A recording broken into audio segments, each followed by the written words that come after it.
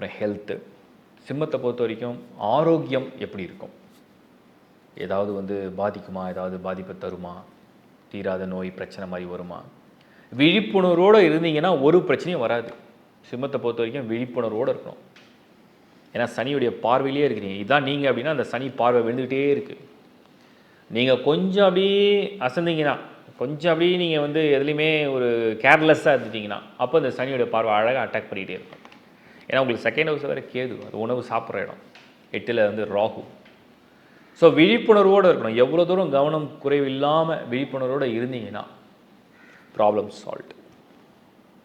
ஹெல்த்தை வந்து நீங்கள் வந்து ஈஸியாக ஓவர் கம் பண்ணலாம். ட்ராவல் பண்ணும்போது சேஃபாக இருங்க. ரொம்ப சின்ன சின்ன இஷ்யூஸ்லாம் வந்தால் நல்ல மருத்துவரை வந்து உங்களுடைய ஃபேமிலி டாக்டர்ஸ் இருந்தாங்கன்னா அவங்கள கன்சல்ட் பண்ணுங்கள். பட் எதையும் சீரியஸ் ஆகிக்காதீங்க, எதையும் சீரியஸாக திங்க் பண்ணாதீங்க, ரொம்ப எதையும் பெரிய லெவலில் அதை டெவலப் பண்ணாதீங்க. எமோஷன்ஸை வந்து மெயின்டைன் பண்ணுங்கள், மீன்ஸ் அது பேலன்ஸாக வச்சுங்க. கடைசியாக பார்க்குறது நம்ம வந்து சீனியர் சிட்டிசன்ஸ்.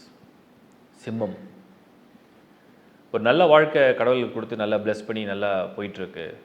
இதையும் நான் வந்து எனக்கு எதுவும் தேவையில்லை, எனக்கு எதுவும் தேவையில்லைன்னு சொல்கிறவங்களுக்கு எந்த பிரச்சனையும் இல்லை.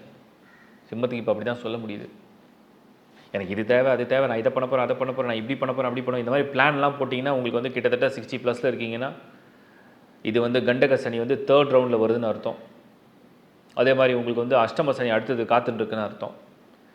அதனால் நீங்கள் வந்து தான் உண்டு தான் வேலை உண்டு, நான் உண்டு என் வேலை உண்டு, எனக்கு எல்லாம் கரெக்டாக தான் இருக்குது, கரெக்டாக தான் போயிட்டுருக்கு, ஒரு ரெகுலர் செக்கப்போட நான் பக்காவாக போயிட்டுருக்கேன், எனக்கு எந்த பிரச்சனையும் இல்லைன்னு நினச்சிங்கன்னா வெல் அண்ட் குட். அப்படியே இந்த மாதத்தை கடந்துருங்க. செப்டம்பர் ஓவரால் சிம்மம் ரொம்ப ஃபேவரபுளாக, கண்ணு கட்டின தூரத்துக்கு எந்த பலனும் பெருசாக தெரியல, ரொம்ப சாதாரணமாக இருக்குது. ஒரு சாதாரணமான மாதத்தை அப்படியே சாதாரணமாக விட்டுடணும். அதை பெருசாக எடுத்துக்கிட்டு அது நடக்கும், இது நடக்கும், இப்படி நடக்கும், அப்படி நடக்கும் ரொம்ப யோசிக்க வேண்டாம். அப்படியே ஜஸ்ட் லைக் தட் அந்த மாதத்தை கடந்தால் போதும். கடப்பது நல்லது. வாழ்த்துக்கள்.